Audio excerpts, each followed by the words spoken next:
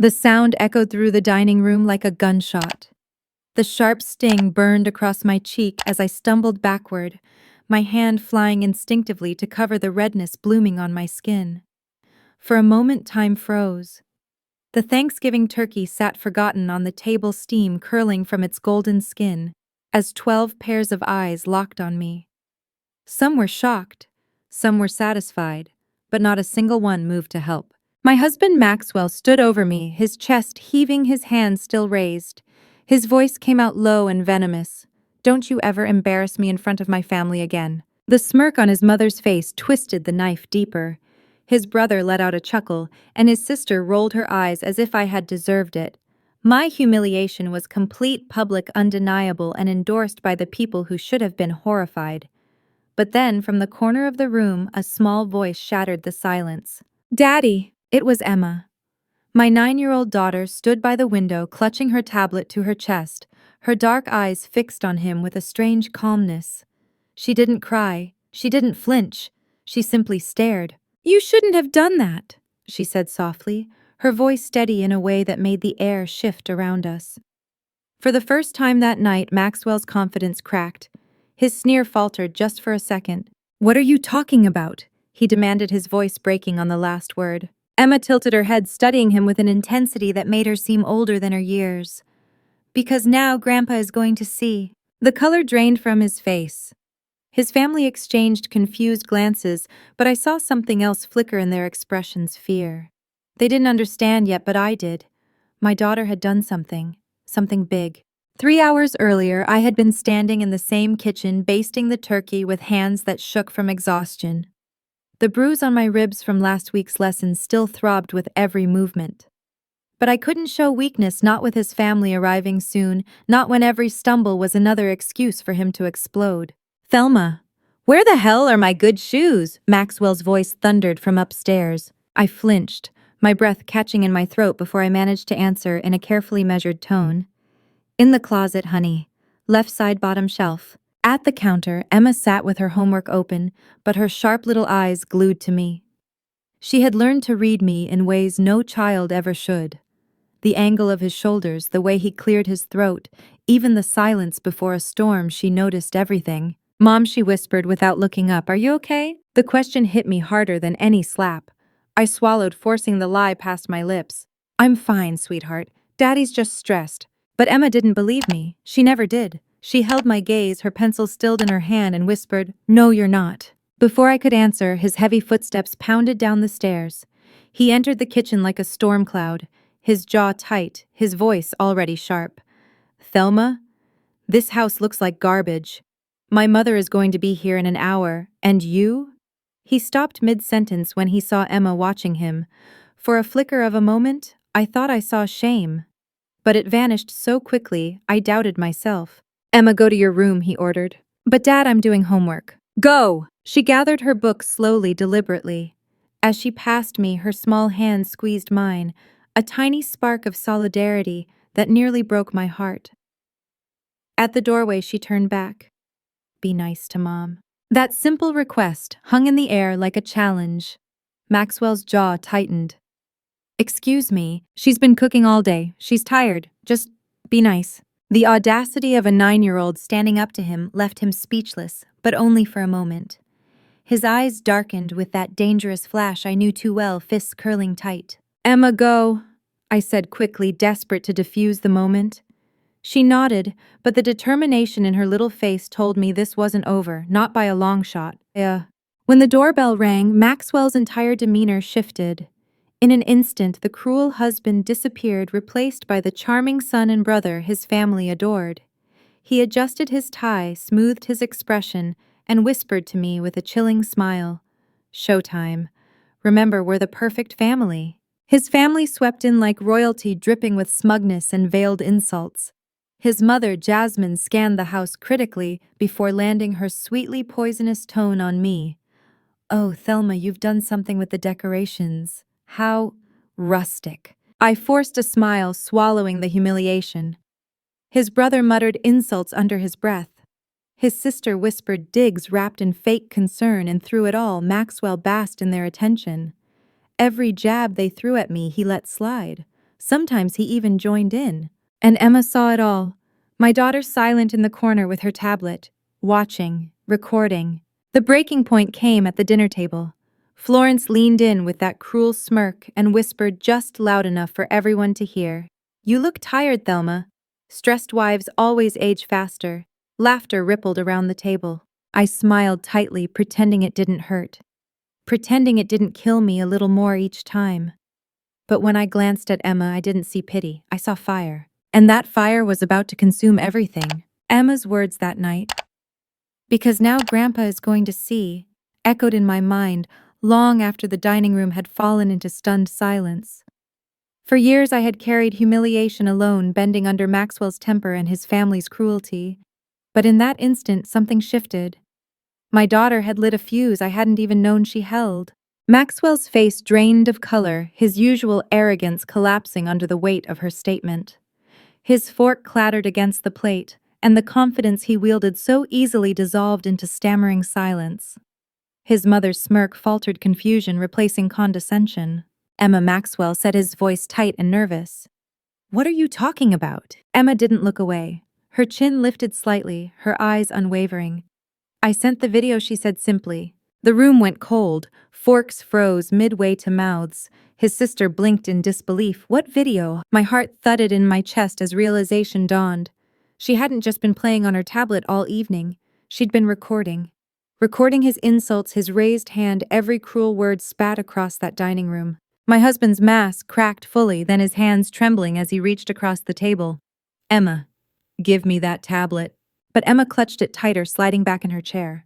"No, Grandpa's already watching it." A hush fell so deep it rang in my ears.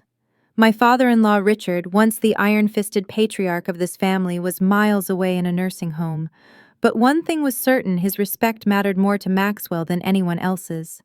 For years, Maxwell had fought to be the worthy son, desperate for approval that never fully came. If Richard saw what Emma had sent, the last sliver of admiration Maxwell clung to would vanish forever. And Emma knew it. I didn't know whether to be horrified or grateful. My daughter had done in one bold act what I had been too afraid to do for years, but it also meant war. The rest of that night blurred. Maxwell's family argued in hushed tones, Jasmine shooting me daggers as though it were my fault her son had been exposed. Maxwell stormed out of the dining room, and for the first time no one followed him, not even his sister. Later, when the guests had gone and the house was eerily silent, I found Emma curled on the couch, her tablet beside her. She looked small, fragile, but her eyes held the same steel from earlier. "Emma," I whispered, sinking down beside her, "what did you do?" She looked up at me with that brutal honesty only children possess. "I showed Grandpa who Daddy really is. I'm tired of watching him hurt you. Someone had to see." Tears filled my eyes. I wanted to tell her she shouldn't have carried that burden, that it wasn't her job to expose the truth. But at the same time, pride swelled in my chest. My daughter had stood up for me in ways I had never been able to stand up for myself. That night, I barely slept. Every creak in the house made me flinch, waiting for Maxwell's rage to explode. But when morning came, he was gone. No note, no explanation, just silence. By midday, the calls began. First from Jasmine, shrill and furious. "What did you let that child do? Do you realize the damage she's caused? Richard is demanding explanations. He won't even take Maxwell's calls." Then from Florence, her voice dripping with venom. "You've ruined this family, Thelma. Do you know what happens when people find out? Do you know the shame?" Oh. But with each call, I felt something I hadn't felt in years: power. They were afraid. For once, they weren't laughing at me or dismissing me. They were scrambling, desperate, exposed. 2 days later, Maxwell finally came home. His face was pale, his eyes bloodshot, his arrogance replaced by something unfamiliar: desperation. He dropped his briefcase on the floor and collapsed into a chair. "My father cut me off," he said hollowly. "He saw the video. He said, I'm not the man he thought I was. He said I don't deserve the family name." I stood there, torn between pity and rage.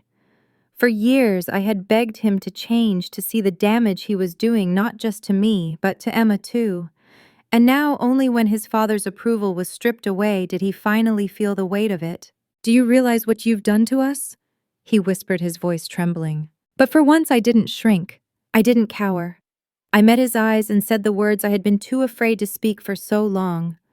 No, Maxwell.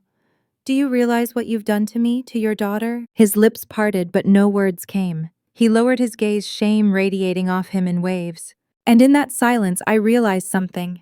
The cracks had spread too far. The man who once controlled every corner of my life was unraveling, and I wasn't afraid anymore. Emma had lit the fire, but it was up to me to keep it burning. The days that followed felt like standing on the edge of a cliff. The ground beneath me shifting. But for once, it wasn't me about to fall. It was Maxwell. He walked through the house like a ghost stripped of the bravado that once filled every room. His phone rang endlessly. His mother, his siblings, business partners. But he ignored most of them. When he did answer, I caught fragments of desperation, pleading, excuses. He was a man scrambling to stitch together a reputation that had unraveled in one night. Meanwhile, Emma carried on with a quiet resilience that astounded me. She still went to school, still did her homework at the kitchen table, but I could feel the weight she carried. One evening, I found her sitting cross-legged on her bed, the tablet in her lap, watching the video again. Emma, I whispered gently. Why are you watching that? She looked at me, her eyes steady but older somehow, as if the innocence of childhood had been chipped away. Because it's real. Everyone always pretends Daddy is perfect. But this shows the truth. I don't want to forget. Her words broke something in me. I sat beside her, pulling her close, my arms wrapping around her small frame. You don't have to hold on to it, sweetheart. It's not your job to remember the pain. It's my job to protect you from it. But you didn't, she said softly, almost apologetically. The truth of it pierced deeper than any insult Maxwell had ever thrown at me. My daughter was right. I had let fear chain me. I had endured hoping things would change all the while she had been watching. She had seen every bruise I hid, every tear I swallowed, every apology I made for a man who didn't deserve it. That night, lying awake in the silence of my room, I knew I couldn't go back. Something fundamental had shifted not just in Maxwell, but in me. Then came the dinner at Jasmine's house, a last desperate attempt to patch together the family's fractured image. The invitation arrived through a terse voicemail. We need to talk, all of us. Bring Emma. I almost refused. Every fiber of my being screamed not to set foot back into their den. But some small part of me wanted to see it through, to face them without fear for once. The night of the dinner, I dressed simply, not to impress, but to stand in truth. Emma wore her favorite blue dress, her chin lifted like a tiny soldier. When we arrived, the atmosphere was icy. Florence barely acknowledged us, her lips pressed thin. Jasmine's smile was brittle, her eyes sharp with barely veiled contempt. Maxwell sat at the end of the table, shoulders hunched, a shadow of the man who once commanded it all. It didn't take long before the accusations began. Jasmine leaned forward, her voice low, but venomous. You've disgraced this family, Thelma. That video should never have left your home. Do you realize what people are saying about us, about Maxwell? For the first time, I didn't shrink. I met her gaze calm and steady. What people are saying isn't my doing. It's the truth. You all just didn't want to see it. Florence scoffed, her voice dripping with disdain. Truth, you've turned your daughter against her father. What kind of mother does that? Before I could respond, Emma spoke, her small voice cutting through the tension like a blade. She didn't turn me against him. He did that himself. The room went silent. My daughter's courage filled the space with a power none of them could touch. Jasmine's face twisted with fury, but she had no reply. Maxwell, pale and hollow, finally spoke. It's over, Mom. Dad saw everything. He told me he doesn't want to hear from me again until I fix this. His voice cracked, and for a fleeting moment I saw the terrified boy beneath the cruel man. But I also saw clearly, perhaps for the first time, that his desperation wasn't for me. It wasn't even for Emma. It was for the approval of a father he could never please. And in that revelation, something inside me broke free. I'm done, I said quietly but firmly. Emma and I deserve better than this. We won't sit at this table and pretend anymore. I stood my chair, scraping against the polished floor. Emma rose beside me, her small hand slipping confidently into mine. Together we walked out, leaving behind the stunned silence of people who no longer had power over us. That night, back in our own home, I felt a strange peace settle over me. For years I had feared leaving, feared what would happen if I defied them. But walking out of that house, I realized the only thing I'd ever lost by staying was myself. Maxwell didn't come home that night, or the night after. His calls grew fewer, his presence faded. And slowly, piece by piece, Emma and I began to rebuild not just our lives, but our sense of worth. Still, the scars remained, and deep down, I knew the story wasn't finished. There was still one more reckoning waiting, one final confrontation that would decide whether we were truly free. Weeks passed, and with each day Maxwell seemed to shrink further into the shadows of his own undoing. The man who once barked orders and demanded perfection was reduced to fragments of whispers on the phone, half-hearted apologies, and empty promises. He stayed away, more often than not, leaving Emma and me in a house that felt lighter without his looming presence. For the first time in years, mornings weren't filled with tension. Emma and I would eat breakfast together, sunlight pouring through the window, laughter bubbling up between bites of toast. Yet underneath that fragile peace, there was a lingering dread. Because I knew Maxwell wasn't done. Men like him never surrendered quietly. They clung, they twisted, they tried to regain control when they felt it slipping away. It came on a rainy Friday night. The doorbell rang, sharp and insistent. My stomach dropped as I opened it to find Maxwell standing there, drenched, his eyes bloodshot. He looked nothing like the man who had once humiliated me in front of his family. He looked broken. "Thelma," he whispered, his voice trembling. "Please, let me in. We need to talk." Emma appeared behind me, her arms folded across her chest, her little frame radiating defiance. "Why should we?" she asked quietly. Maxwell's lips parted, but no words came. He glanced at her, then at me, and for the first time I saw him truly confronted by the weight of what he had done, not just to me, but to the daughter who had once looked at him with love. I let him in, but the air was heavy, charged. He sat at the edge of the couch, dripping water onto the floor, his hands clasped together like a man begging for mercy. "My father won't speak to me," he admitted, his voice breaking. "My business partners are pulling out. Everyone's seen the video. Do you understand what you've done?" The old me might have crumbled at those words, drowning in guilt and shame.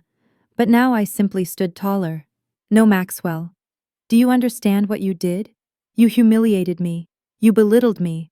You turned your own daughter into a witness against you. This isn't what I've done. This is who you are." His face crumpled, shame flickering through his eyes before he buried it under desperation. "I can change. I'll change. Just give me another chance, for Emma's sake." Emma stepped forward, then her voice steady, clear, and far too wise for her age. "You had chances, Daddy. Every time you hurt Mom, every time you ignored me. You didn't care until Grandpa saw. That's not love, that's fear." Maxwell's jaw tightened, but he had no defense. Her words stripped him bare in a way nothing else ever could. He reached out, but Emma took a step back, her hand slipping into mine. "This is our home," I said softly but firmly. "And until you learn to be a different man, you don't belong in it." For a long, painful moment, he sat there, the rain pounding against the windows like a drumbeat. Then, with a hollow sigh, he stood. He looked at Emma one last time, his eyes glistening, and whispered, "I'm sorry." And then he was gone. That night, I tucked Emma into bed, her small hand clutching mine. "Mom," she whispered, "is it really over?" I brushed her hair back from her forehead, kissing her gently. "It's the beginning, sweetheart. The beginning of something better." The days that followed were filled with quiet rebuilding. Maxwell's family, once so proud and arrogant, now avoided us entirely, their silence louder than their insults had ever been. The whispers in town shifted no longer about my supposed failures, but about his downfall. People stopped looking at me with pity and started looking at me with something else, respect. But the real transformation wasn't in them, it was in me. For the first time in years, I looked in the mirror and saw a woman who had survived, who had fought back in her own way, who had raised a daughter brave enough to speak truth in a room full of lies. And that daughter, my Emma, was my anchor. My reminder that no matter how deep the wounds, we had each other. And that was enough. Still, life has a way of testing you even after the storm passes. And deep down, I knew Maxwell's story with us wasn't finished. The world had seen him for what he was, But one last twist remained, one that would determine whether Emma and I could finally be free. It was 3 weeks later when the final reckoning arrived. Emma and I had just returned from the grocery store, our arms full of paper bags and our hearts lighter than they'd been in years. The air in the house smelled of fresh beginnings, warm bread cooling on the counter, sunlight spilling through the windows. For the first time, our home felt like ours. Safe, untouched by Maxwell's shadow. But then the letter came. It was sitting on the doormat, the envelope heavy with the weight of his name scrawled across the front. My hands trembled as I tore it open. Inside was a summons. Maxwell was filing for custody. He was demanding Emma. The world tilted beneath me. I had endured his cruelty, his humiliation, his betrayal, but this was different. This wasn't about me anymore. This was about my daughter, about the one pure thing he had left to destroy. When I told Emma, her eyes didn't widen in fear. Instead, they narrowed with that same quiet determination she'd carried the night she filmed him. "He won't win, Mom," she said firmly. "He can't, not after everything." But fear gnawed at me in the quiet hours of the night. I knew how men like Maxwell fought. He would twist the truth, weaponize appearances, lean on every ounce of charm that had once fooled me. And his family, those smug faces around the dinner table, would back him, painting me as unstable, unworthy. The court date arrived on a cold morning. I wore the simplest dress I owned, not to impress but to stand as myself. Emma squeezed my hand tightly as we walked into the courtroom. Maxwell was already there, dressed in a tailored suit, his hair slicked back, his confidence like a mask hastily glued on. Jasmine sat behind him, her face pinched with disapproval, as if my very existence offended her. Maxwell spoke first, his voice smooth, rehearsed. He painted himself as a devoted father, a man unfairly maligned by a bitter wife and a meddling child. "She's manipulated Emma against me," he said, his eyes flicking toward me with manufactured pain. "No child should speak to her father with such disrespect. I only want what's best for her." Every word was a knife. For years I had feared that charm, that ability to twist truth into something unrecognizable. But then it was my turn. I stood, my hands trembling but my voice steady. "What's best for Emma," I said, "is safety. What's best for her is honesty. This isn't about bitterness, it's about survival." And then Emma rose. My 9-year-old daughter, small but unshakable, asked to speak. The judge hesitated, but finally nodded. Emma walked to the front of the room, clutching her tablet like a shield. "I recorded him," she said clearly, "the night he hurt Mom in front of everyone. I sent it to Grandpa because nobody ever listens when Mom cries. But you need to listen now." The video played, the sound of Maxwell's hand cracking across my face, filling the silent courtroom. His voice, venomous, undeniable, rang out. "Don't you ever embarrass me in front of my family again." Gasps rippled through the room. Jasmine covered her mouth, her composure cracking. Maxwell's mask shattered, his face pale as stone. When the video ended, the silence was absolute. The judge's gaze was unflinching. "Mr. Sullivan," he said gravely, "this is not the behavior of a man fit for custody or respect." In that moment, the years of humiliation, the endless nights of fear, the scars both seen and unseen, all of it found vindication, not in vengeance but in truth. The ruling came swiftly, full custody awarded to me. Maxwell's visitation rights suspended indefinitely pending mandatory counseling and evaluation. As we left the courtroom, Emma's hand slipped into mine again, her grip strong, certain. "We did it, Mom," she whispered. Tears blurred my vision, but I smiled. "No, sweetheart. You did it. You gave us both our freedom. Life didn't magically heal overnight. The scars remained reminders of the years we lost. But we began to build again. Morning walks to school filled with laughter. Evenings cooking together, our kitchen no longer a battlefield, but a place of warmth. And slowly I began to look in the mirror and see not a broken woman, but a survivor. Maxwell faded into the distance, his empire of control crumbled, his family's silence deafening. And though I don't know what became of him, I know this: he can no longer touch us. So here I am sharing this story with you. Because maybe you've been there too, trapped, belittled, made to feel small in your own home. Maybe you've wondered if the truth would ever matter. It does. One voice, one brave act can change everything. My daughter taught me that. So if my story has touched you, please like this video, Share it with someone who needs courage and subscribe for more stories of survival, betrayal, and healing. And tell me in the comments, have you ever found your strength in the most unexpected place? Because sometimes freedom doesn't come from fighting louder. It comes from finally being heard.